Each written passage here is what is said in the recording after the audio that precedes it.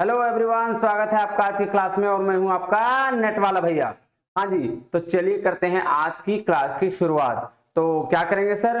तो आइए चलते हैं बूस्टअप सीरीज में। सर क्या होता है बूस्टअप सीरीज, क्या है ये? देखिए जी, आपकी एग्जाम आ गई है और आपकी एग्जाम की तैयारी को और बूस्टअप करने के लिए हम लेकर आए हैं प्रीवियस ईयर्स क्वेश्चन की प्रैक्टिस सीरीज। नहीं, हाँ जी सर। तो क्या क्या होगा सर? सर इसमें सारे के सारे प्रीवियस ईयर क्वेश्चंस होंगे, उसके एक्सप्लेनेशंस भी होंगे और क्या होगा, और टोटल 10 यूनिट की अगले 10 दिनों में आपको रात के 8 बजे पेपर 1 की सारी एमसीक्यूज मिलेंगी जो प्रीवियस ईयर क्वेश्चन पे बेस्ड होंगी। तो चलिए ज्यादा लेट ना करते हुए आज जो हम शुरू करने जा रहे हैं वो है जी टीचिंग एप्टीट्यूड। टीचिंग एप्टीट्यूड के लगभग 30 क्वेश्चंस हैं, आइए उसको देखते हैं और डिटेल में उसकी चर्चा करते हैं। चलिए ये देखिएगा, उससे पहले ये देखिए जी, आपके पास आपके स्क्रीन में दिख रहा होगा आपको, ये आपके नेट वाला भैया का टेलीग्राम चैनल है, आप उसको ज्वाइन करें और ये सारी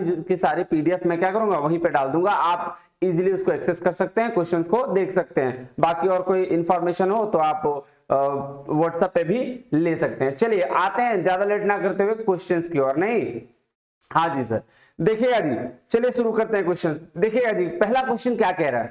कह रहा है टीचिंग डिफर्स, किससे डिफर कर रहा है? Teaching differs from training and conditioning in so far as it promotes.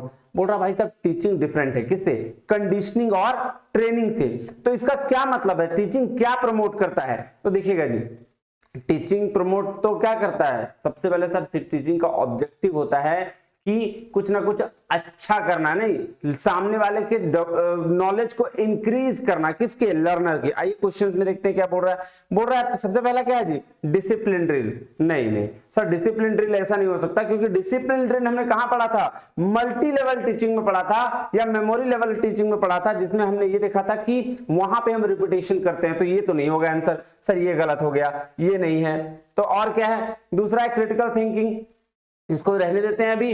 फिर तीसरा है स्टडी एसोसिएशन, ये भी नहीं होगा। चौथा है जी mastery of facts. Mastery of fact का हम लोग अंडरस्टैंडिंग लेवल में करते हैं, जहां हम क्या करते हैं? मास्टर बन जाते हैं किसी भी चीज की। तो और सेकंड ऑप्शन पे आइए, क्या कह रहा है? Critical thinking. तो टीचिंग का काम भाई साहब यही नहीं है कि स्टूडेंट्स की क्रिटिकल थिंकिंग को डेवलप कराना, जिसकी वजह से क्या होता है? स्टूडेंट इनोवेशन करता है। नहीं, तो आंसर आपका क्या हो गया? आंसर आपका हो गया जी क्रिटिकल थिंकिंग। आइए देखिएगा जी, एम्स ऑफ टीचिंग में बहुत सारी चीजें, वैसे तो मैंने लास्ट क्लास में डिस्कस कर रखा है अपने टीचिंग वाले में, आप वहां जाके भी देख सकते हैं, लेकिन यहां मैं थोड़ी थोड़ी डिस्कशन कर देता हूं। देखिएगा, टीचिंग किसको बोलते हैं जी? Change of behaviour of students. उसके बाद क्या है जी? कंडीशनिंग। कंडीशनिंग किसको कहते हैं जी? Improve learning skill of students. Training किसको कहते हैं जी? शेपिंग बिहेवियर एंड कंडक्ट करना। इंस्ट्रक्शन क्या होता है जी? Acquisition of knowledge. और इंडोक्ट्राइनेशन किसको बोलते हैं जी? Formation of believe. तो पहले का आंसर क्या था जी? पहले का आंसर था जी क्या? आपका क्रिटिकल थिंकिंग। आइए जी नेक्स्ट में चलते हैं। हाँ जी, ये देखिएगा, कह रहा है, क्या कह रहा है? Identify from the following those key behaviour which contribute to effectiveness of teaching. देखिएगा जी, दो तरीके के बिहेवियर होते हैं बेसिकली, एक होता है की बिहेवियर, एक होता है हेल्पिंग बिहेवियर। अब सर की बिहेवियर का क्या मतलब? जैसे की बिहेवियर में वो बिहेवियर आती है जो डायरेक्टली इफेक्ट करती हैं, और हेल्पिंग बिहेवियर में वो बिहेवियर आती है जो आप हेल्प करते हैं उस चीज को करने में। तो यहां किसकी बात कर रही है? टीचिंग की। तो टीचिंग की इफेक्टिवनेस को देखते हुए की बिहेवियर कौन सा है और उसकी इफेक्टिवनेस को देखते हुए हेल्पिंग बिहेवियर कौन सा है, इसकी चर्चा यहां करिए। आइए क्वेश्चंस को डील करने से पहले मैं आपको एक चीज बताता हूं कि क्या क्या होता है टीचिंग बिहेवियर और की बिहेवियर। देखिएगा जी, सबसे पहला क्या है? सबसे पहला है जी की बिहेवियर। की बिहेवियर में क्या क्या चीजें होती है? Lesson clarity. लेसन क्लैरिटी होगा, जैसे अगर टीचिंग में पढ़ा रहा हूं तो सबसे पहला पर्पस क्या है कि लेसन जो मैं पढ़ा रहा हूं वो बच्चे को क्या क्लियरली समझ में आ जाए। तो पहला क्या है? Lesson clarity. दूसरा है इंस्ट्रक्शनल वैरायटी। देखिएगा जी, इंस्ट्रक्शनल वैरायटी मतलब अलग अलग तरीके से बच्चों को पढ़ाना, ये भी क्या है? की बिहेवियर है। किसका? टीचिंग का। टीचर टास्क ओरिएंटेशन, ये भी क्या है जी? की बिहेवियर है। इंगेजमेंट इन लर्निंग प्रोसेस, आप टीचर क्या करता है, इंगेज हो जाता है उनके लर्निंग प्रोसेस में, उसको बोलते हैं जी टीचिंग का की बिहेवियर, और लास्ट में जी स्टूडेंट का सक्सेस रेट, ये भी क्या है की बिहेवियर। अब आ जाइए हेल्पिंग बिहेवियर पे, तो क्या बोल रहा है, हेल्प क्या करता है, स्टूडेंट की आइडियाज और उसके कंट्रीब्यूशन, ये क्या है टीचिंग के हेल्पिंग बिहेवियर, क्योंकि स्टूडेंट हेल्प करता है टीचर को डेवलप कराने में क्या, नए नए कॉन्सेप्ट्स और आइडियाज। उसके बाद क्या है, स्ट्रक्चरिंग भी क्या है, हेल्पिंग बिहेवियर है। क्वेश्चनिंग से टीचिंग डेवलप होती है, तो ये क्या है, हेल्पिंग बिहेवियर है। प्रोबिंग है ना, और लास्ट में जी टीचर इफेक्ट, ये क्या है, हेल्पिंग बिहेवियर है। इसको ध्यान में रखिएगा, क्वेश्चंस बहुत सारे पूछे गए हैं। आइए अब चलते हैं जी क्वेश्चंस की ओर, नहीं हाँ जी सर चलते हैं क्वेश्चंस की ओर, ध्यान दीजिएगा, एक मिनट। आइए देखिएगा जी, पहला क्या है, पहला बोल रहा है lesson clarity with the employees making ideas clear to the learner. अभी हमने देखा लेसन क्लैरिटी किसमें था सर, वो तो की बिहेवियर में था। तो चलिए तो ए किसमें है उसको रहने देते हैं, बाकी ऑप्शन छाट देते हैं, क्यों बाकी में टाइम वेस्ट क्यों करना। देखिए ये तरीका जो मैं बता रहा हूं, ये तरीका आपको एग्जाम में बहुत ज्यादा हेल्प करने वाला है, क्योंकि ये क्या है, इसको इससे ऑप्शंस को देखकर या तो दो तरीके से आप सॉल्व कर लीजिए, या तो जो सही है उसको काटते चले जाइए, या जो गलत है उसको काटते चले जाइएगा, आपका आंसर खुद ब खुद निकल के आएगा, सारा ऑप्शन देखने की भी जरूरत नहीं है आपको। आइए देखते हैं कैसे करते हैं। पहला क्या है, पहला है जी lesson clarity with employees making ideas clear to the learner, यानी कि लेसन क्लैरिटी तो होता है कि बिहेवियर में, तो ए कौन से ऑप्शन में है, ये ऑप्शन है, और ये तो ये नहीं है, इसको हटा दीजिए, और ये नहीं है, इसको हटा दीजिए,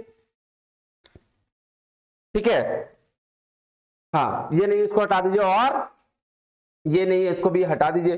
अब क्या कह रहा है, अब कह रहा है जी क्वेश्चनिंग इंप्लाइंग फैक्ट है ना, एंड कॉन्सेप्ट बेस्ड क्वेश्चन, ये तो नहीं होगा, होगा क्या, नहीं सर, प्रोबिंग हम लोग देखे थे, किसमें प्रोबिंग हम लोग देखे थे जी, सॉरी क्वेश्चनिंग इन्वॉल्विंग देखे थे हम लोग जी, किसमें सर, हम लोग उसको देखे थे हेल्पिंग बिहेवियर में, नहीं हाँ जी सर।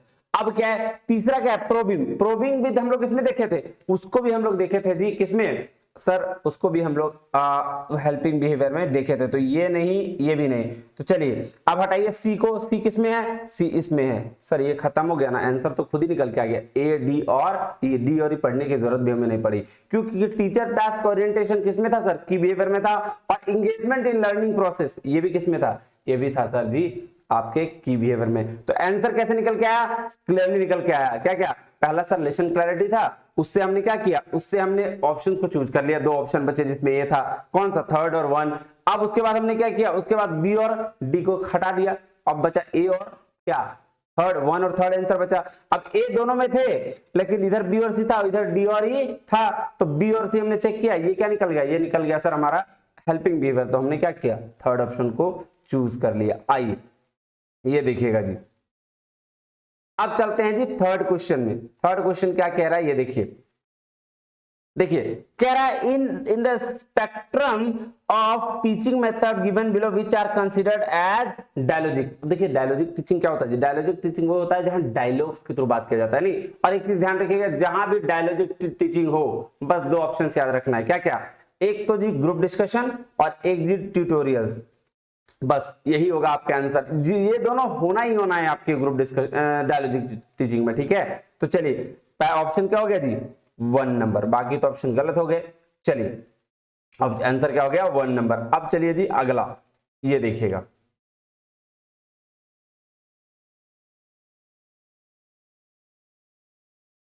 क्या हो रहा भाई साहब, हाँ जी ये देखिएगा, कह रहा है teaching will be the correct hierarchical sequencing for the following types of learning. कौन कौन सा लर्निंग दिया हुआ है, discrimination learning, sign learning, concept learning, problem solving, rule learning. देखिएगा जी ये जो चीजें दी हुई है ये गैगनी की हायरार्की ऑफ लर्निंग की बात दी हुई है, जिसमें उन्होंने बातें करी है कितनी, ये देखिए गैगनी हायरार्की ऑफ लर्निंग की बात करी है। सबसे पहला उन्होंने क्या, ये up to down to up है। सबसे पहले क्या है, सिग्नल लर्निंग की बात करी है उन्होंने, उसके बाद उन्होंने स्टिमुलस रिस्पांस लर्निंग की बात करी है, फिर चेनिंग की बात करी है, वर्बल एसोसिएशन की बात करी है, मल्टीपल डिस्क्रिमिनेशन की बात करी है, कॉन्सेप्ट लर्निंग की बात करी है, रूल लर्निंग और प्रॉब्लम सॉल्विंग की बात करिए तो ये क्या था, नीचे से ऊपर जा रहा है, एरो जिस तरह से दिया हुआ है आपके लिए वही बेनिफिट है। अब देखिएगा इसको सीक्वेंसिंग करके पूछ दिया इसने बोला भाई साहब ये कौन कौन से कैसे सीक्वेंस होगा मुझे बता दो।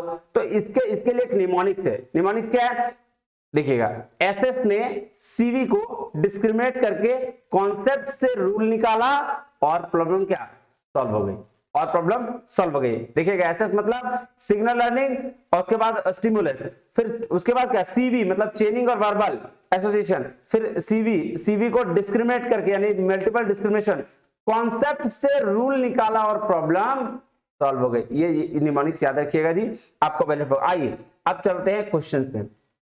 ये देखिएगा क्या है, डिस्क्रिमिनेट लर्निंग है। तो सबसे पहले क्या होगा, एसएस यानी कि सबसे पहले बात करते हैं हम जी किसकी, साइन लर्निंग की। नहीं सबसे पहले तो वही था, हाँ देखिए सर है ना, सिग्नल लर्निंग या साइन लर्निंग। तो सबसे पहले बी। अब देखिए बी सबसे पहले कहां है, ये देख लीजिए आपका पहले ही बार में आंसर आ गया।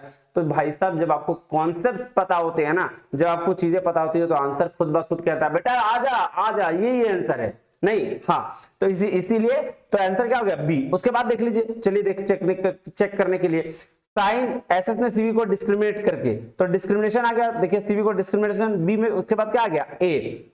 उसके बाद क्या था, डिस्क्रिमिनेट करके कॉन्सेप्ट से रूल निकाला और प्रॉब्लम सॉल्व हो गई। तो कॉन्सेप्ट आ गया सी में, फिर आ गया फिर आपका क्या आ गया जी रूल, और फिर जाके फाइनली प्रॉब्लम सॉल्व हो गई। तो आंसर क्या हो जाएगा, आंसर हो जाएगा जी 1, है ना। तो ये ध्यान दीजिएगा, ऐसा ही आपका बनेगा। अभी आगे और क्वेश्चन इससे रिलेटेड आएंगे तो ध्यान दीजिएगा। आइए जी ये देखिएगा क्या हो रहा है भाई साहब, हाँ ये ध्यान दीजिएगा। कह रहा है 5 नंबर क्वेश्चन क्या कह रहा है, कह रहा है N open classroom environment marked by sharing and caring by teachers and a student in their interchange will be the most helpful for which level of teaching। किस लेवल ऑफ टीचिंग में open classroom environment की बात कर रहा है, ध्यान दीजिएगा। ने पढ़ा रखा है क्या सर, जहां ओपन क्लासरूम एनवायरनमेंट की बात होती है वो जी रिफ्लेक्टिव लेवल ऑफ टीचिंग की बात करता है, ठीक है ना। आइए जी नेक्स्ट में चलते हैं। क्या बोल रहा है sir, given below are 2 statement, 2 statement दिए गए हैं। पहला क्या, पहला स्टेटमेंट पढ़िए। पहला स्टेटमेंट बोल रहा है free and unlimited use of non verbal use enhance the communicative aspect of classroom क्या टीचिंग, है ना। तो क्या होगा इसका, आप एक बात बताइए, जितना चाहे हम नॉन वर्बल यूज कर लें, कोई स्टाइल मार लें, कुछ कर लें, है ना, जिससे हम कम्युनिकेट कर रहे हैं तो थोड़ा ऐसे कर लें, बहुत आई कांटेक्ट बना के, तो क्या बहुत ज्यादा करेंगे तो बहुत ज्यादा लोगों को समझ में आएगा, ऐसा तो नहीं है सर। तो ये क्या है, ये तो लग रहा भाई साहब गलत है। तो पहला क्या हो जाएगा, पहला हो जाएगा जी गलत। दूसरा देखते हैं, कह रहा pleasant person of the teacher enlivens the classroom ecosystem. देखिए इन लिवेंस का मतलब होता है मोर एंटरटेनिंग। तो जो खुशमिजाज इंसान होता है, जो खुशमिजाज टीचर होता है, वो क्लास को क्या मोर एंटरटेनिंग करता है। तो ये तो बात सही कह रही है जी। तो पहला क्या हो गया, first is incorrect and second is correct. किसमें है, आइए जी 4 नंबर में। ये देखिए जी आपका आंसर क्या हो गया, आपका आंसर हो गया जी 4 नंबर। आगे चलिए देखिएगा, ये देखिए जी कह रहा है which of the characteristics in communication teaching behaviour as given below will be classified as a part of formative assessment. Sir formative assessment हमने पढ़ा था, फॉर्मेटिव असेसमेंट वो असेसमेंट होता है जो ड्यूरिंग क्लास होता है, क्लासरूम में हम लोग करते हैं। नहीं आइए देखते हैं क्या बोल रहा है जी, the teacher ask question to elicit the क्या क्लासरूम क्लासिफिकेशन फ्रॉम स्टूडेंट्स। नहीं हाँ जी, तो पहला वाला तो सही है कि भाई टीचर आस्क करता है किसमें, क्लासिफिकेशन फ्रॉम द स्टूडेंट में, किससे, स्टूडेंट से क्वेश्चन पूछता है। तो पहला क्या है, पहला तो आ रहा है सर। जब पहला आ रहा है तो ए जिसमें है उसको रख लेते हैं, बाकी को हटा देते हैं। तो 3rd नंबर और क्या 4 नंबर गया नहीं। आइए उसके बाद क्या है, उसके बाद कहता है teacher specifies the level of mastery attend bye student. नहीं सर, लेवल ऑफ मास्टरी की बात हम लोग अंडरस्टैंडिंग लेवल ऑफ में करते हैं, तो ये तो है ही नहीं, इसको हटा दीजिए। अब बी को भी हटा दीजिए, देखिए बी किस में है, तो बी को भी हटा दीजिए। आंसर क्या निकल के आ गया, ए सी और डी। देखिए आपको पूरा क्वेश्चन पढ़ने की भी जरूरत नहीं पड़ी और आपका क्या होगा, प्रॉब्लम सॉल्व हो गया। तो आंसर चलिए फिर भी एक बार पढ़ लेते हैं। सी में क्या कह रहा है, कह रहा है teacher prompts and probes the students while making presentation. देखिए ये क्वेश्चन सवाल पूछना ये तो लगा रहता है जब आप प्रेजेंटेशन पढ़ा रहे हो तो या बना रहे हो तो वही तो कहता है फॉर्मेटिव असेसमेंट की ड्यूरिंग द क्लास जब आप बच्चों से उसकी असेसमेंट करते हो तो क्या हो जाता है फॉर्मेटिव असेसमेंट, तो सी होगा। डी कह रहा था teacher pauses a few seconds, teacher कुछ देर रुकता है, स्टूडेंट को देखता है और उससे क्वेश्चन पूछता है। क्यों ऐसा करता है? क्योंकि उसको लगता है, टीचर को लगता है कि भाई साहब बच्चे को समझ में आ रही है कि नहीं आ रही है। इस चीज के बारे में हमें क्या करना है, डिटेल में देखना होता है, उसकी एनालिसिस करनी पड़ती है, तभी फिर जाके वो उस बेस पर टीचर क्या करता है, अपना एक क्या कर सकते हैं कॉन्सेप्ट बनाता है, अपना कुछ आइडियाज लेके आता है जिससे बच्चे को और अच्छे तरीके से समझ में आ जाए। तो चलिए जी अब ई पढ़ते हैं। कहता है teacher indicates performance criteria and given judgemental values. बिल्कुल नहीं, ये जजमेंटल वैल्यूज लास्ट वाला स्टेज का है तो ये यहां भी नहीं होगा। तो आंसर क्या होगा, ए, सी और डी। आइए जी नेक्स्ट क्या कह रहा है, हाँ कह रहा है given below are two statements, दो स्टेटमेंट फिर से दिए गए। कह रहा है क्या, use of support material, use of support material during teaching can replace teaching act if used carefully. ऐसा हो सकता है क्या, कितनी भी हम मटेरियल यूज कर लें, हम आपको ये वाला पीडीएफ को छोड़ देते हैं, कुछ बोलते ही नहीं है हम, तो क्या उसको वो क्या कहते हैं इसको टीचिंग को रिप्लेस कर देगा? नहीं, बिल्कुल भी नहीं करेगा सर। तो टीचिंग मटेरियल कभी भी टीचिंग को रिप्लेस नहीं कर सकता। तो पहला स्टेटमेंट क्या हो गया जी, गलत हो गया। पहला स्टेटमेंट तो सर एकदम गलत है। दूसरा क्या कह रहा है, कह रहा है online methods are effective supplements for improving quality of teaching and learning. हाँ बिल्कुल सही, ऑनलाइन मेथड्स किसके लिए, क्वालिटी ऑफ लर्निंग और टीचिंग को इंप्रूव करने के लिए। हाँ तो ये सही है। तो आंसर क्या हो जाएगा जी, आंसर हो जाएगा first is incorrect and second is true. आ जाइए जी आंसर नंबर 4। अब चलिए जी नेक्स्ट पे चलते हैं। ये देखिएगा ये तो बड़ा इजी है। क्या बोल रहा है sir, facts and information get focused in which level of teaching. हमको पता है सर, ये तो किसकी मेमोरी लेवल की बात कर रहा है, नहीं, क्योंकि फैक्ट्स वहीं पे हम क्या करते हैं, फोकस करते हैं, और अंडरस्टैंडिंग लेवल में हम फैक्ट्स और इंफॉर्मेशन को क्या करते हैं, यूज करते हैं, और सर रिफ्लेक्टिव में क्या करते हैं सर, फिर हम उसको सर अप्लाई करते हैं, है ना। तो ये चीजों की बात में कर रहा है। तो क्वेश्चन नंबर 9 में आपका आंसर क्या हो जाएगी जी, 1। अब आगे बढ़ते हैं, क्वेश्चन नंबर 10 पे आइए। क्या कह रहा है, ध्यान दीजिएगा। कह रहा है a teacher in a particular college assigns percentile ranks to indicate his or her student performance in unit tests conducted. What type of assessment procedures will it be called? देखिएगा जी, दो तरीके की असेसमेंट अभी मैं बता रहा हूं फिलहाल, दो तरीके की जो रेफरेंस के बेस पर है ना। तो एक होती है नॉर्म रेफरेंस, एक होती है क्राइटेरिया रेफरेंस। नॉर्म रेफरेंस वो होती है जहां हम रैंक इंडिविजुअल की रैंकिंग करते हैं, और जो क्राइटेरिया रेफरेंस होती है वो हम आपका क्या करते हैं, इंडिविजुअल बेसिस पे आपका वो क्राइटेरिया सेट करते हैं कि जैसे 35% मार्क्स है तो आप पास कर जाओगे, और जो नॉर्म रेफरेंस है उसमें ग्रुप्स में से हम उसकी रैंकिंग करते हैं कि भाई साहब जैसे पूरे क्लास में एक बच्चा टॉप कर गया तो उस तरीके। तो यहाँ परसेंटाइल रैंक्स क्या, रैंक की बात कर रहा है, तो क्या आएगा सर, आंसर एकदम निकल के आ रहा है सर, नॉर्म रेफरेंस इसका आंसर होगा। आइए जी उसके आगे चलते हैं। कह रहा है, ध्यान दीजिएगा क्या कह रहा है, कह रहा है for during teaching, sorry for use during teaching from the list given below identify questions that are process type rather than content type. देखिए जी दो तरीके के क्वेश्चंस करने का तरीका होता है, पहले उसको देखते हैं फिर इस क्वेश्चन में आएंगे। आइए ये देखिएगा जी, टू टाइप्स ऑफ क्वेश्चंस होते हैं। पहला क्या, पहला को बोलते हैं जी कन्वर्जेंट, जिसको हम लोग क्वांटिटेटिव भी कहते हैं, और दूसरा होता है जी डाइवर्जेंट, जिसको हम लोग क्या कहते हैं, क्वालिटेटिव कहते हैं। अब देखिएगा चूंकि क्वालिटी की बात कर रहा है, तो क्वालिटी की बात कर रहा है तो उसको प्रोसेस टाइप भी कह सकते हैं, हाई ऑर्डर भी कह सकते हैं, कंटेंट सॉरी बोल रहे हैं कॉन्सेप्ट बेस्ड भी कह सकते हैं, ओपन एंडेड टाइप भी कह सकते हैं। कहने का इसका हजार नाम हो सकता है, क्या क्या कह रहा है वही कह रहा है। उसी तरह से आप आ जाइए कन्वर्जेंट पे।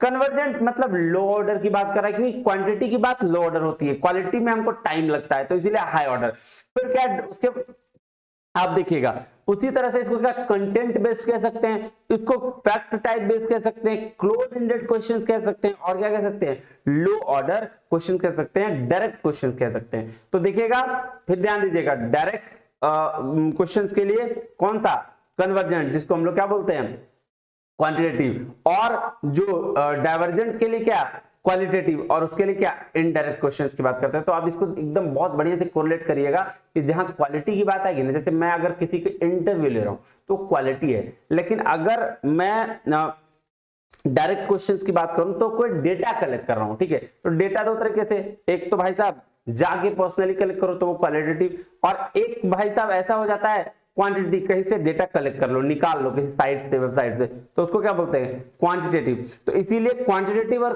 क्वालिटेटिव दो तरह की क्वेश्चनिंग होती है, जो क्या टीचर बच्चों से करता है, बच्चे टीचर से करते हैं। आइए देखते हैं अब इसका आंसर। देखिएगा जी क्या कह रहा है, कह रहा है for use during teaching from list given below identify question that are process type. Process type का मतलब क्वालिटी की बात कर रहा है, और क्वालिटी की बात कर रहा है इसका मतलब क्या, कौन सी हो गई सर, डाइवर्जेंट हो गई। तो आइए process type rather than content type, content type अगर होता तो वो किसकी, क्वांटिटी की बात करता। तो सबसे पहला क्या हो जाएगा प्रोसेस टाइप में, डाइवर्जेंट हो गया, तो डाइवर्जेंट हो गया, ठीक है। तो अगर डाइवर्जेंट हो गया क्वालिटी तो इसका कॉन्सेप्ट बेस्ड आ गया, ठीक है। और अगर कॉन्सेप्ट बेस्ड आ गया तो सर हाई ऑर्डर आ गया। तो लीजिए आंसर निकल गया ए, सी और एक मिनट रुकिएगा।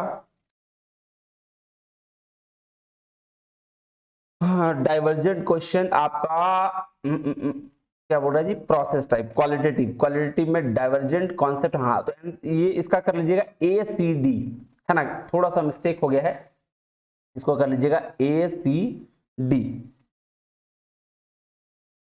ये होगा इसका आंसर जी, ठीक है। हाँ जी, क्योंकि आप ध्यान दीजिए ना, प्रोसेस टाइप अभी हमने पढ़ा क्या सर, प्रोसेस टाइप में क्या था, देखिएगा ये प्रोसेस टाइप, एक ये हो गया, इसके डाइवर्जेंट हो गया, और एक क्या हो गया, एक क्या हो गया जी आपका हाई ऑर्डर, देखिए है ना, प्रोसेस टाइप, ये देखिए जी हाई ऑर्डर है जी, और डाइवर्जेंट, तो ये हो गया। तो इसका आंसर क्या होगा, इसका आंसर होगा जी ए, सी और ई, ए, सी, ई और ई, हाँ जी ये आंसर होगा, यानी कि फर्स्ट दिया हुआ है, सॉरी मेरे देखने में गलती हो रही है आजकल, पता नहीं क्या हो रहा है। तो आंसर क्या होगा, फर्स्ट होगा जी, ठीक है। आइए चलते हैं नेक्स्ट क्वेश्चन में, 12 नंबर में, है ना जी सर, बिल्कुल चलते हैं। कह रहा है identify the current sequence of cognitive behaviours in taxonomy of educational objectives. अब देखिएगा जी, ये ब्लूम्स की टैक्सोनॉमी से सवाल आया है, जिसमें हमने क्या पढ़ा था, तीन तरीके के टॉपिक्स पढ़े थे, एक अफेक्टिव डोमेन, एक साइकोमोटर डोमेन और एक कॉग्निटिव डोमेन। कॉग्निटिव डोमेन के लिए हमने याद करा था क्या, एक निमोनिक्स, के का केस, नॉलेज, कॉम्प्रिहेंशन नहीं, और उसके बाद क्या था आपका एप्लीकेशन, फिर एनालिसिस, सिंथेसिस और लास्ट में जाके था इवैल्यूएशन, उसी की यहां बात कर रहा है। आइए देखते हैं, सबसे पहले क्या था, के का केस, तो सबसे पहले क्या हो जाएगा, सबसे पहले नॉलेज ए, देखिए ए किसमें, अब ये ए जो फर्स्ट में है उसको रखेंगे, बाकी को हटा देंगे। तो ए फर्स्ट में पहला नंबर में है और थर्ड नंबर में, तो यानी कि 2 और 4 गया, हटा देते हैं सर। नॉलेज के बाद क्या था, कॉम्प्रिहेंशन नहीं है सर, छोड़ दीजिए उसको, आगे बढ़िए। फिर क्या है, एप्लीकेशन। अब ए के बाद बी किस में है, देखिए तो ए के बाद बी, यानी कि आंसर क्या हो गया, यही हो गया। तो ये क्या हो गया, गलत हो गया। बस आपको कॉन्सेप्ट याद रखने हैं, मैंने बोला ना आंसर खुद बोलेगा भाई साहब आ जाओ, ले जाओ मेरे को, ले जाओ नहीं, हाँ जी। तो ओके, एक मिनट वेट करिएगा, मेरे से मिस्टेक हो रहा है, सॉरी। देखिए क्या है, एक ब्लूम्स की 2 टैक्सोनॉमी थी कॉग्निटिव की, एक आया था 1956 में, 1956 में, और एक आया था जी इसी के 2 स्टूडेंट्स ने मिल किया था 2001 में। तो ये सेकंड वाला ब्लूम्स का टैक्सोनॉमी दिया हुआ है, जिसमें आपको अंडरस्टैंडिंग दे दिया गया है। तो के नॉलेज के बाद अंडरस्टैंडिंग होगी, दूसरा है ना, तो नॉलेज के बाद अगर अंडरस्टैंडिंग होगी तो पहला लेवल जो हो जाएगा जी, पहला वाला ये हो जाएगा जी गलत, और आंसर क्या हो जाएगा आपका, आंसर हो जाएगा जी थर्ड, है ना, ये हो जाएगा आंसर। इसमें देखिएगा, उसमें सिंपल सा बोला था नॉलेज, नॉलेज भी यूज नहीं किया, वहां उन्होंने यूज किया remember, understanding, application, analysis, synthesis, उसका इवेल्युएट और तब जाके क्रिएट। तो वो इसकी बात कर दे रहा, थोड़ा मिक्सअप कर दिया है इसने, इसीलिए दिक्कत हो गया। तो सबसे पहला क्या आ जाएगा, नॉलेज, नॉलेज के बाद आ जाएगा जी अंडरस्टैंडिंग, अंडरस्टैंडिंग के बाद क्या आ जाएगा जी आपका एप्लीकेशन, एप्लीकेशन के बाद क्या आ जाएगा एनालिसिस, और फिर आ जाएगा जी सिंथेसिस। हाँ जी, तो ये मैंने डिटेल में चर्चा कर रखी है कॉग्निटिव और साइकोमोटर और ये आपका अफेक्टिव डोमेन की लास्ट क्लास में टीचिंग का, आप जाके वो वीडियोस देख सकते हैं तो आपको और अच्छे से क्लियर हो जाएगा। फिलहाल आप इतना जानिए कि दो डोमेन थे कॉग्निटिव के, 1956 में खुद ब्लूम्स ने दिया था और 2001 में फिर दो उसके स्टूडेंट्स थे, उन्होंने इसको चेंज किया था। उन्होंने बोला था भाई रिमेंबर, फिर अंडरस्टैंड, फिर एप्लीकेशन, फिर एनालिसिस, फिर उसके बाद क्या इवेल्युएट, तब जाके क्रिएट। ये वाली बात 2001 में उन्होंने करी थी। आइएगा जी, ये देखिएगा जी, ये देखिएगा, ये ब्लूम की टेक्सोनॉमी है, आपके स्क्रीन पे आपको दिख रहा होगा क्या, knowledge, comprehension, application, analysis, synthesis and evaluation. ये पहली वाली थी जी 1956 वाली। ये जी नेक्स्ट क्या कह रहा है, 30 नंबर क्वेश्चन देखिएगा, कह रहा है the given below the two statement, दो स्टेटमेंट दिया हुआ, one is labelled as assertion A and the second other is labeled as reason R। देखिएगा कह रहा है teaching learning system to be effective must be carefully planned, adequately implemented and appropriately evaluated। बिल्कुल सही बोल रहा है कि टीचिंग लर्निंग का सिस्टम है जो केयरफुली प्लान होना चाहिए और एडिक्वेटली इंप्लीमेंट और अप्रोप्रिएटली इवैल्यूएट भी होना चाहिए। नहीं, हाँ एक तो है सिस्टम, तो बिल्कुल सही है सर। कह रहा है effectiveness of teaching learning system is a pre requisite for all level of education. हाँ बिल्कुल सही, effectiveness of teaching learning system जो है हर लेवल के एजुकेशन के लिए। तो क्या है, ये तो सर दोनों सही है। अब क्या एक दूसरे को ये कर रहा है, एक्सप्लेन कर रहा है, R is the correct explanation. हाँ सर वही बात कर रहा है, क्योंकि टीचिंग लर्निंग सिस्टम से रिलेटेड ऊपर भी और नीचे भी उसी की बात कर रहा है। तो आंसर क्या हो जाएगा, आंसर हो जाएगा जी आपका 1। चलिए जी अब आगे बढ़ते हैं 14 नंबर में। क्या कह रहा है 14 नंबर, कह रहा है the use of ICT in organizing teaching learning programs in the universities has potential to optimize learning outcomes। बिल्कुल सही रहा, कह रहा है आईसीटी का यूज अगर टीचिंग लर्निंग प्रोग्राम्स में करेंगे तो यूनिवर्सिटीज का ऑप्टिमाइज लर्निंग आउटकम्स आ जाएंगे, एकदम सही। दूसरा क्या कह रहा है, formative assessment provide support to enhancing the quality of teaching learning sessions. बिल्कुल सही सर, फॉर्मेटिव असेसमेंट होता ही है लर्निंग के प्रोग्रेस को चेक करने के लिए। तो दोनों स्टेटमेंट क्या है, दोनों सही है। और यहाँ पे क्या हो जाएगा, आंसर आपका हो जाएगा जी क्या, आंसर हो जाएगा जी दोनों का दोनों सही। नेक्स्ट चलिए 15 नंबर क्वेश्चन पे क्या कह रहा है, कह रहा है identify those teaching strategies which are learner centred. अब देखिए जी लर्नर सेंटर्ड क्या होता है, लर्नर सेंटर्ड वो मेथड होता है जहां लर्नर जो है वो चीजों को खुद से सीखता है। टीचर सिर्फ गाइडेंस थोड़ा बहुत देते हैं, बाकी सारी की सारी चीजें कौन करता है, लर्नर करता है। आइए देखते हैं जी इसमें कौन सा सही है। नहीं, हाँ जी, तो सबसे पहले कोऑपरेटिव लर्निंग हो गया सर, अभी इसको थोड़ा सा दिक्कत आ रहा है सर, छोड़ दीजिए। टीम टीचिंग ये तो नहीं करते सर, टीम टीचिंग तो टीचर मिलके करते, तो सबसे पहले बी वाला ऑप्शन हटा दें।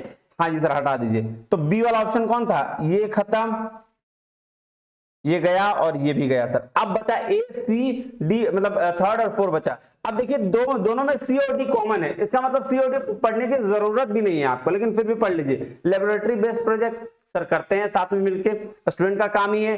पीयर शेयर डिस्कशंस ये भी करते हैं। और क्या है, अब आप देखिएगा उसमें ए और ई दोनों में से सबसे ये कौन सा है, नहीं तो ए और ई में देखिए, सी में क्या बोल रहा है, सॉरी ई में क्या बोल रहा है, ई में बोल रहा है sir lecturing with the power point presentation. नहीं सर, लेक्चर का काम कहाँ, ये तो हो ही नहीं सकता लर्नर सेंटर में, ये तो इंस्ट्रक्शनल मेथड है जो आपका टीचिंग सेंटर है ना। तो ये भी खत्म, यानी कि ई भी खत्म। तो आंसर क्या हो गया, थर्ड।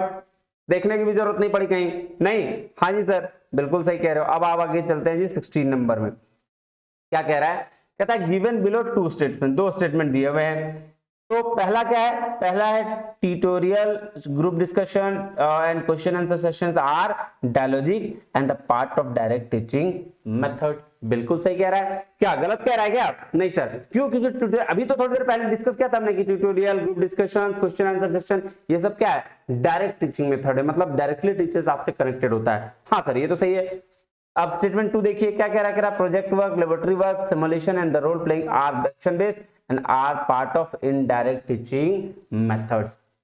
बिल्कुल सही सर, अभी तो पढ़ा था इनडायरेक्ट टीचिंग मेथड मतलब जहां लर्नर खुद नॉलेज को लेते हैं, क्योंकि अगर इनडायरेक्ट टीचिंग है मतलब टीचर का रोल बहुत कम है, और अगर टीचर का रोल बहुत कम है तो लर्नर खुद लर्निंग ले रहे हैं, तो ये तो है ही प्रोजेक्ट वगैरह।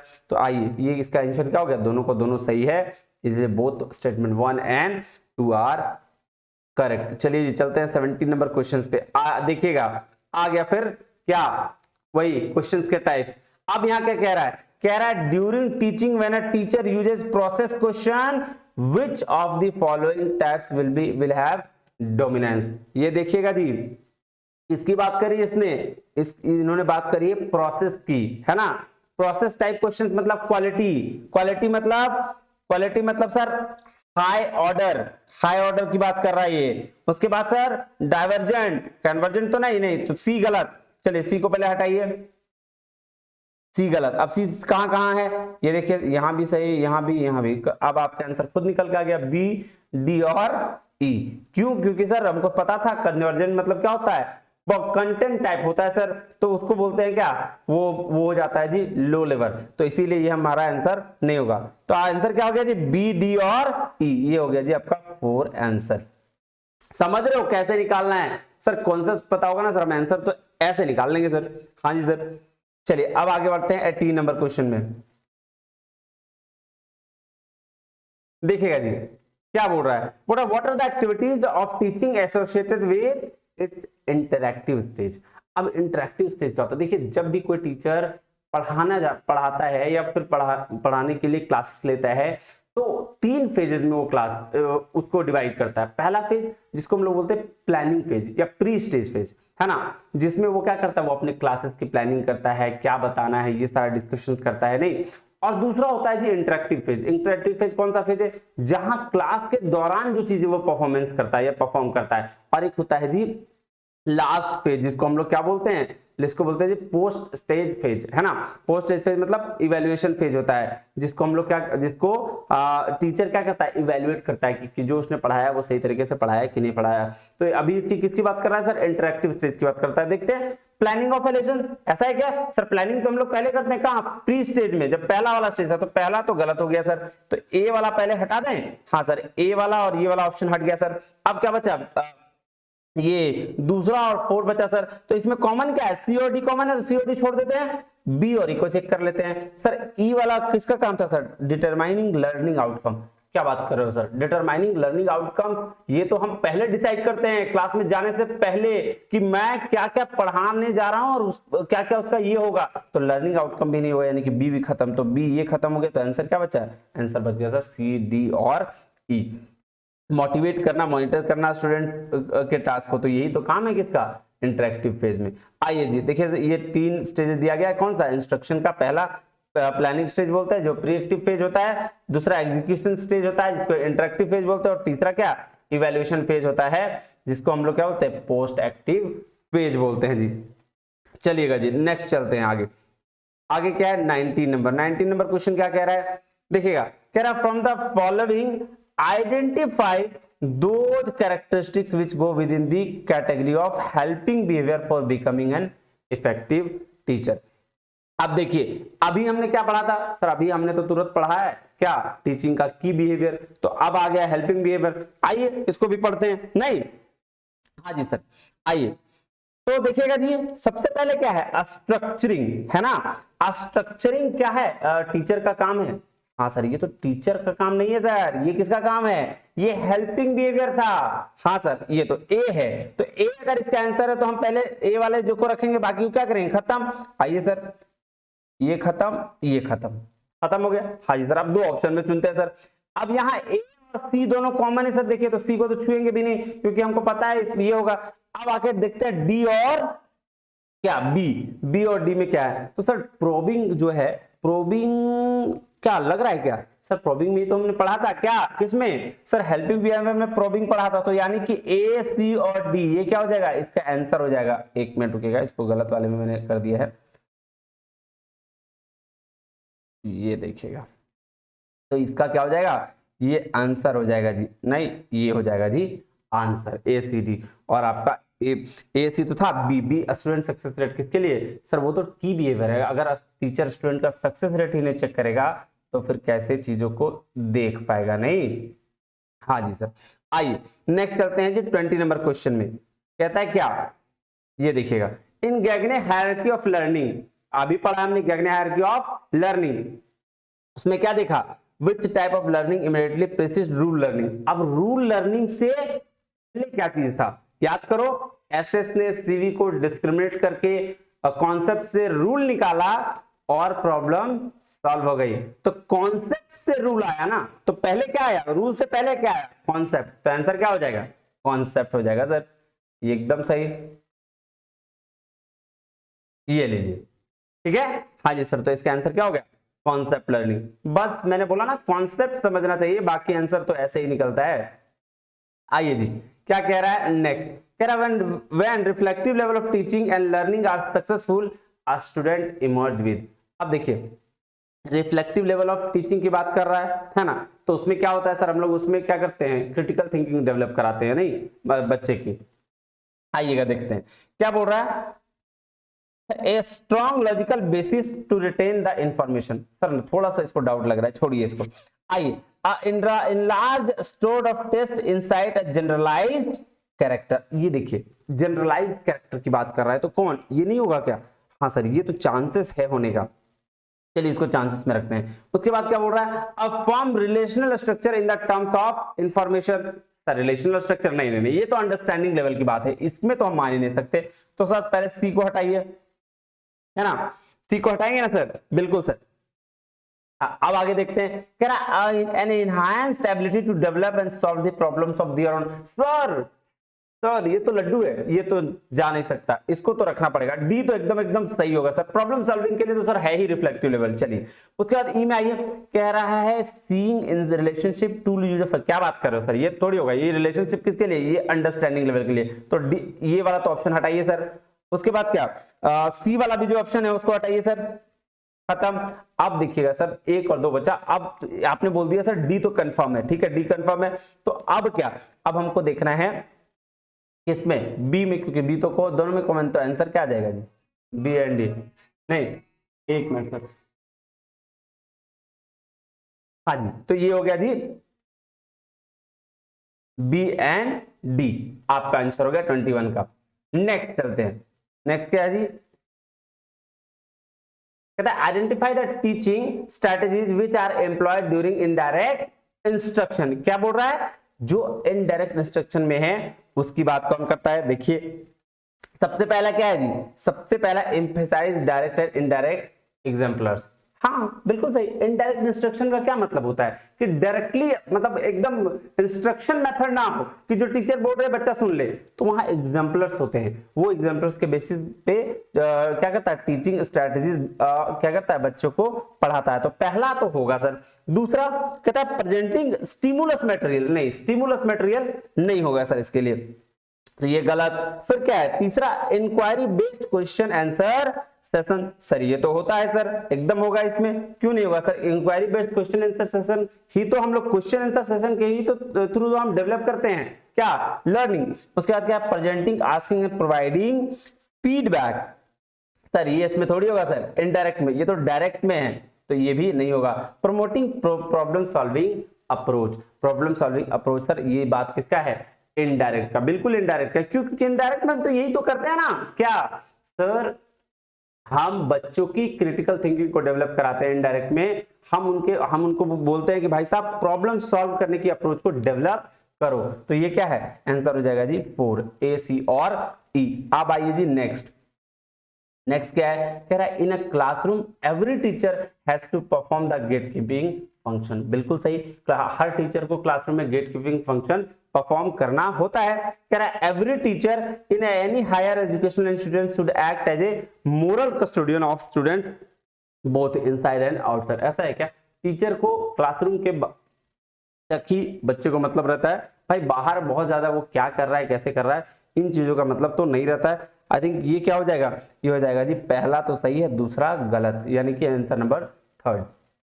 अब आगे बढ़िए जी, आगे बढ़ते हैं, क्या कह रहा है जी, ये देखिएगा, हाँ आ गया जी, फिर ब्लूम्स टैक्सोनॉमी से क्वेश्चन है, देखिएगा कह रहा है which of the following educational objectives are considered to be higher level in effective domain of taxonomic scheme. बोल रहा है ब्लूम्स टेक्सोनॉमी में सबसे हाईएस्ट लेवल की कौन सी टेक्सोनॉमी है या कौन सा डोमेन है, किसकी बात कर रहा है, इफेक्टिव डोमेन की बात कर रहा है। तो इफेक्टिव डोमेन में हमने क्या पढ़ा था सर, आर स्क्वायर VOC, ठीक है सर, रिसीविंग, रिस्पॉन्डिंग, वेल्विंग, ऑर्गेनाइजिंग और कैरेक्टराइजेशन। तो सबसे हाई लेवल क्या आ गया, सबसे हाई लेवल सर OC आ जाएगा। तो OC मतलब ऑर्गेनाइजिंग और क्या, कैरेक्टराइजेशन। तो BND आंसर देखो निकल के आ गया BND।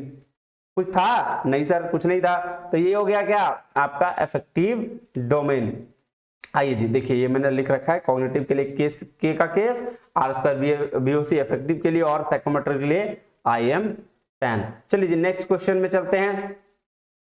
आइए क्या कह रहा है, कह रहा है from the following list of methods of teaching used institutions of higher learning, identify those which are learner centered। Sir learner centre बार बार आ रहा है, इनडायरेक्ट बार बार आ रहा है। तो लर्नर सेंटर का क्या मतलब हुआ, लर्नर सेंटर का मतलब हुआ जहां बच्चे खुद लर्निंग करते हैं, टीचर का रोल बहुत कम होता है। आइए देखते हैं sir, project work learner centre है क्या, सर इसमें डाउट लग रहा है, रुक जाइए। चॉक एंड टॉक है, chalk and talk, chalk and talk में सर टीचर पढ़ाता है, बच्चा क्या करता है, देखता है। ये तो बोर्ड पर लिखने वाला हम लोग शुरू से पढ़े सर, ये तो गलत है, ये इसमें नहीं होगा। तो ये क्या है, इसको गलत है तो इसको कर दीजिए जी काट। अभी किसमें देखिए, हटा दीजिए, ये खत्म, ये खत्म, नहीं। अब आ जाइए सर, नेक्स्ट क्या है, लेक्चरिंग विद ऑडियो विजुअल। नहीं सर, ये भी लेक्चरिंग वर्ड आ गया ना, तो सर लेक्चरिंग में कभी लर्नर सेंटर नहीं हो सकता। सी भी हटा दिया, सी किसमें, इसमें। अब आंसर क्या खुद ही निकल के आ रहा है, डी और ई। देखिए प्रोजेक्ट वर्क में डाउट था तो छोड़ दिए, चलिए खत्म।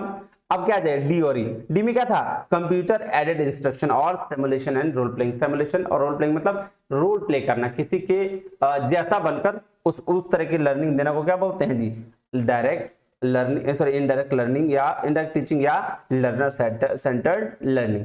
आइए जी नेक्स्ट क्वेश्चन में चलते हैं। क्वेश्चन नंबर 26 में क्या बोल रहा है, in order to be effective teaching and testing must go together. बिल्कुल सही बोल रहा है, अगर आपको इफेक्टिव बनना है तो टीचिंग और उसकी टेस्टिंग यानी इवैल्यूएशन भी होनी चाहिए हमेशा। हाँ सर होनी चाहिए। उसके बाद क्या है, स्टेटमेंट 2 कह रहा है feedback does not form an essential component of formative assessment. क्या बात कर रहे हो सर, फॉर्मेटिव असेसमेंट में सबसे ज्यादा फीडबैक ही तो इंपॉर्टेंट है, तभी तो बच्चों के हम डायग्नोस्टिक और समेटिव इवैल्यूएशन पे जाएंगे। हाँ सर, तो ये तो सर गलत हो गया, ये गलत है, बिल्कुल गलत है, ये तो नहीं होगा। तो पहला स्टेटमेंट सही है, दूसरा क्या है, गलत है जी। आंसर क्या हो जाएगा, थर्ड। नेक्स्ट चलिए, नेक्स्ट क्या है जी, नेक्स्ट है जी 27 नंबर का क्वेश्चन। क्या बोल रहा है, कॉग्निटिव डोमेन की बात किया। अभी देखो पहले हमने इफेक्टिव देखा था, अभी किसकी बात कर रहा है, कॉग्निटिव। कॉग्निटिव के लिए क्या हमने याद किया था सर, सर हमने तो याद किया था ना ये के का केस है ना, knowledge, comprehension, application, analyse, synthesise और इवैल्यूएशन। तो आइए सबसे ज्यादा क्या बोल रहा है, which will the higher type of learning outcome. सबसे ज्यादा हायर क्या होगा, सबसे ज्यादा हायर यही तीनों की बात कर ले हम, एनालिसिस, सिंथेसाइज और इवैल्यूएशन। तो देखिए इवैल्यूएशन एक आ गया, सिंथेसाइज एक आ गया और एनालिसिस ये आ गया। एप्लीकेशन नॉलेज तो ऊपर में है तो उसको छोड़ दीजिए। तो आंसर क्या हो जाएगा, बी, डी और ई। भाई साहब सारी चीजें हैं कॉन्सेप्ट, अगर कॉन्सेप्ट रहे तो आंसर यू ही निकल जाएंगे। आइए अब है क्या, नेक्स्ट 28 नंबर क्या बोल रहा है, कह रहा है in the following statement identify those which are related to characteristics and basic requirements of teaching at the understanding level. Understanding level teaching की बात कर रहा है। तो सर अंडरस्टैंडिंग लेवल में टीचर और स्टूडेंट दोनों का रोल होता है, सिर्फ एक का रोल नहीं होता है। आइए देखते हैं ऑप्शन क्या कह रहा है, कह रहा है teaching stresses recitation of facts and information. Sir ये था क्या, ऐसा लग रहा है आपको, हमको तो नहीं लग रहा है। नहीं तो सर ए तो नहीं हो सकता, क्योंकि रिसाइटेशन ऑफ फैक्ट्स और इंफॉर्मेशन कहां करते हैं हम लोग, मेमोरी लेवल का काम है जहां बच्चों को रटवाया जाता है, जैसे टीचर बोलते हैं बच्चे वैसे काम करते हैं। तो ए तो गया, ए गया सर। यहां से अगर ए को भेज दिया तो यहां से भी ए को भेज दीजिए। अब क्या, अब है सर सी, दूसरा और 4 बचा, तो सी डी या बी सी। अब देखिए सी और ई दोनों में कॉमन है तो सी और ई को तो देखना ही नहीं है। अब क्या देखना है सर, आपको बी और डी को देखना है। बी में देखिए, आइए कह रहा है बी में क्या कह रहा है, teaching becomes an activity to promote seeing of relationship among facts and information. क्या बात करो सर, यही तो है, यही तो है हमारा अंडरस्टैंडिंग लेवल, जहां हम रिलेशनशिप की बात करते हैं, सीइंग ऑफ रिलेशनशिप की बात करते हैं। तो बी वाला ऑप्शन अडॉप्ट कर लीजिए जी, बी, सी और ई, यही हो जाएगा जी आंसर। आपको आगे पढ़ने की जरूरत भी नहीं है। चलिए नेक्स्ट चलते हैं, क्या कह रहा है, which is the characteristic of formative evaluation. Formative evaluation में क्या होता है, इसकी चर्चा दी हुई है। देखिए कहता है evaluation occurs at the terminal point, नहीं ये तो नहीं है, बिल्कुल भी नहीं, ये है क्या, नहीं। Evaluation is used before programme design, नहीं ये तो प्री प्लान टीचिंग, ये भी नहीं। Evaluation related indicating learning outcome of teaching, ये भी प्री प्लान वाले बात कर रहा है, फर्स्ट स्टेज ऑफ बात कर रहा है। इवैल्यूएशन का इज कंडक्टेड ड्यूरिंग टीचिंग, हाँ ये फॉर्मेटिव इवैल्यूएशन की बात कर रहे हैं, क्योंकि हम फॉर्मेटिव इवैल्यूएशन में क्या करते हैं, क्लास के दौरान असेसमेंट करते हैं, इवैल्यूएशन करते हैं बच्चों का, नहीं। हाँ जी सर, नेक्स्ट बढ़िए, आगे क्या है, आगे कह रहा है which of the following assessment methods provide feedback that is non evaluative occurs before during instruction and guide teacher in planning and improving instruction. Sir सारी बातें तो वही कह रहा है, ड्यूरिंग इंस्ट्रक्शन भी प्लान टीचर्स के प्लानिंग में और इंप्रूव करने में, किसमें, इंस्ट्रक्शन में हेल्प करता है। तो क्या है सर, वही सर अभी बात की हमने, फॉर्मेटिव इवैल्यूएशन, नहीं। लीजिए जी, ये हो गए 30 क्वेश्चंस आपके कंप्लीट। उम्मीद करता हूं आपको सारी चीजें बहुत अच्छे से समझ में आई होगी, लेकिन अगर फिर भी कोई डाउट्स रह जाता है तो आप मुझे व्हाट्सएप करें, और व्हाट्सएप आप इवनिंग में 6 से 8 के बीच में कर लें। आप कॉल भी कर सकते हैं, कॉल करेंगे, अगर आपको कोई डाउट्स होगी तो आप कॉल करके भी उसका इन्फॉर्मेशन ले सकते हैं, वो डाउट पूछ सकते हैं फिलहाल। और ये वाला अगर पीडीएफ आपको चाहिए तो ये जो नेट वाला भैया का जो टेलीग्राम पे चैनल है इस लोगों के साथ, उसको ज्वाइन कर लीजिए। चलिए आज के लिए इतना ही, तब तक और फिर मिलते हैं अगले क्लास में रिसर्च के क्वेश्चंस के साथ। तब तक के लिए बहुत बहुत धन्यवाद, थैंक यू वेरी मच, जय हिंद।